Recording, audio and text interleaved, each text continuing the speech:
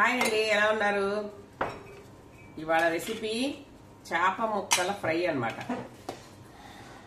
ఈ చేప ముక్కలు నిన్న తెచ్చాం కదా, ఒక 4 ముక్కలు తీసి డీప్ ఫ్రిడ్జ్ లో పెట్టాను. ఈ 4 ముక్కలు ఇవాళ ఫ్రై చేస్తాను అనమాట. ఓకే, చూడండి ఎంత బాగున్నాయి నీట్గా.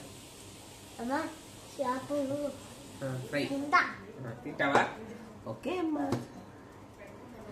దీనికి కావాల్సిన ఫస్ట్ 1 స్పూన్ కారం తీసుకున్నాము. ఓకే, నెక్స్ట్ 1/2 స్పూన్ పసుపు,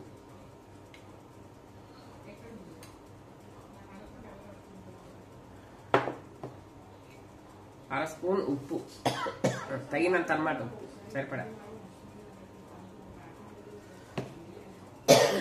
నెక్స్ట్ అల్లం వెల్లుల్లి పేస్ట్ 1/2 స్పూన్ చాలు, ఎక్కువ అక్కడ.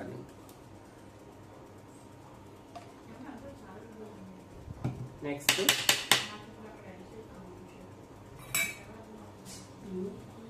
నిమ్మరసం కొంచెం,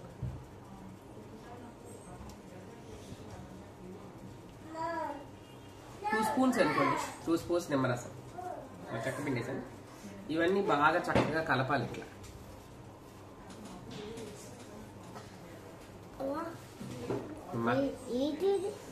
చేప ముక్కల ఫ్రై.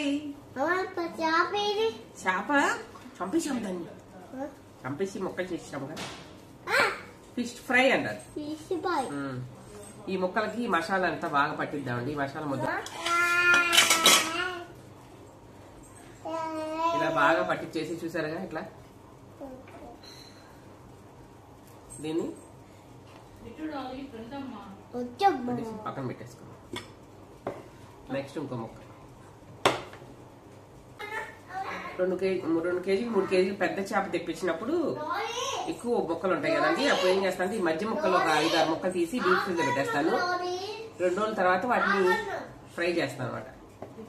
మళ్ళీ ఎక్కువైపోద్ది కదా, ఆ రోజే 3 కేజీలు వండాలంటే అంత తినలేం కదా, అందుకని మధ్య ముక్కలు 4 తీసి డీప్ లో పెట్టేసి తెల్లారి ఇలా ఈ కారం మసాలా అండి శుభ్రంగా ఇలా పట్టించేసేయాలి. కారం బాగా, ఈ కారం మసాలా అండి ముక్కకి బాగా పట్టించేయాలన్నమాట. చాలా బాగుంటుంది ఈ ఫ్రై. అసలుకి డీప్ ఫ్రై చేసుకోవాలి, బాగుంటుంది. 2 వైపులా తిప్పి చక్కగా ఇలా రాయాలి.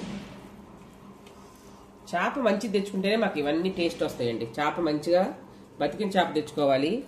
చిన్న చిన్న చేపలు బాగు, పెద్ద చేప మినిమం 2 కేజీలు ఉన్న చేప తెచ్చుకుంటేనే ఆ చేప టేస్ట్ మాకు తెలుస్తుంది. కేజీ చిన్న చిన్న చేపల టేస్ట్ తెలియదు. 2 కేజీలు 3 కేజీలు చేప అయితే బాగుంటుంది. ఇట్లా ముక్కలు కూడా ఇట్లా కొబ్బరి ముక్కలు చూడండి ఎంత గట్టిగా, ఎంత గట్టిగా మొక్క చూడండి. ముక్క నిన్న తెచ్చాము, ఇది డీప్లో పెట్టేసి ఇప్పుడు తీసాను. 4 ముక్కలే తీసాను.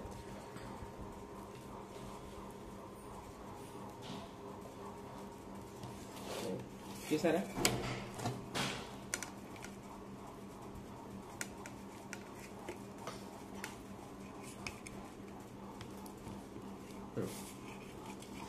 ఇవి ఏం చేస్తారంటే ఒక 10 నిమిషాలు ఏంటి, ఒక హాఫ్ అన్ అవర్ ఫ్రిడ్జ్ లో పెడతారు అనమాట. ఫ్రిడ్జ్ లో పెట్టి చక్కగా మసాలా అంతా ముక్కలు బాగా పట్టేసి తర్వాత మనం డీప్ ఫ్రై చేసుకున్నాం. ఓకే,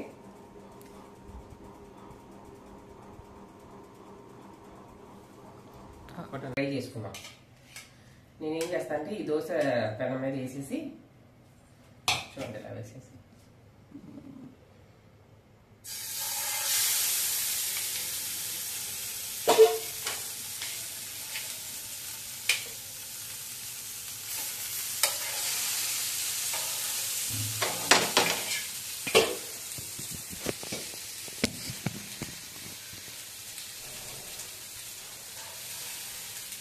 వేసేస్తాను.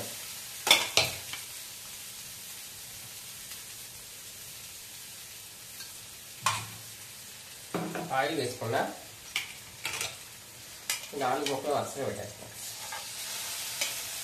4 ముక్కలే కాబట్టి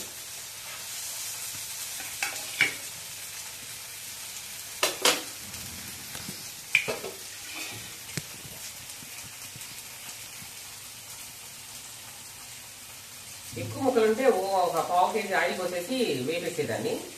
తక్కువ ముక్కలు ఉన్నాయి కదా, 4 ముక్కలే కాబట్టి మళ్ళీ ఆయిల్ వేస్ట్ అవ్వకుండా ఇట్లా చేశాను అనమాట. మీరు కూడా 4-5 ముక్కలు ఉన్నప్పుడు ఆయిల్ వేస్ట్ అయిపోతుంది కదా, అందుకని మనం ఆయిల్ వేస్ట్ అవ్వకుండా ఇట్లా పెనం పెట్టేసేసుకొని ఆయిల్ వేసుకుంటా ముక్కలు అటు ఇటు తిప్పుకుంటా ఉంటే చక్కగా డీప్ ఫ్రై అయిపోద్ది.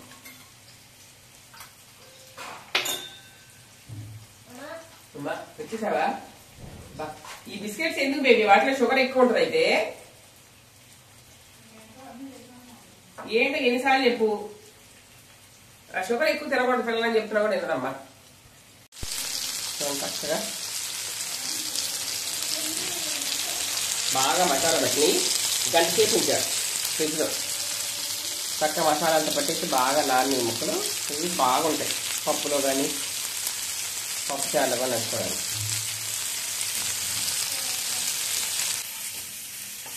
చక్కగా ఈరోజు మనం ఇది రెడీ చేసుకున్నాను నేనైతే. మాకు ఇష్టం దీంతో నంచుకోవడానికి క్యారెట్, టమాటో ఇవన్నీ కట్ చేసి పెట్టుకుంటా. అందులో పని ఒక పచ్చిమిరకాయలు రెండు వీటి మీద వేస్తాను. వీటితో వెళ్తూ ఉంటాయి. నేను చక్కగా చక్కగా ఉడుకుతున్న ముక్క కూడా చక్కగా దోరగా వేగుతున్నాయి. సిమ్లో పెట్టి చక్కగా వేసుకుంటే చాలా చాలా టేస్టీగా ఉంటాయి. ఫిష్ ఫ్రై నేను ఈలోపు ఈ ముక్కలు కట్ చేసుకుంటాను దాంట్లో నంచుకోవడానికి.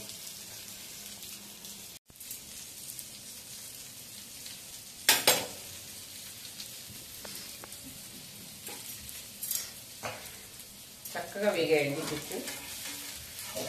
చక్కగా ఉడికింది, పైన లేయర్ అంతా బాగా వేగింది. చాలా చాలా బాగుంది. పచ్చిమిర్చి కూడా చక్కగా వేగినాయి.